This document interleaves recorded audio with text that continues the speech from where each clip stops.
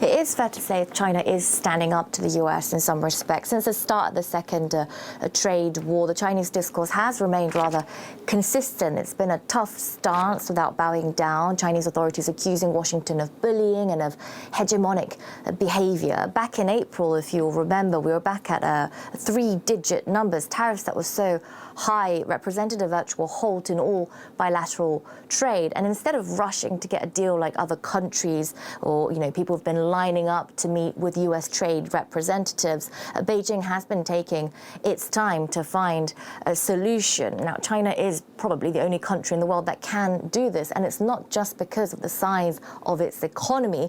China controls almost all of the rare earth industry, and this is something it has demonstrated that it is willing to use in the trade war. The US threatens tariffs, then China unveils new export controls for critical minerals and rare metals.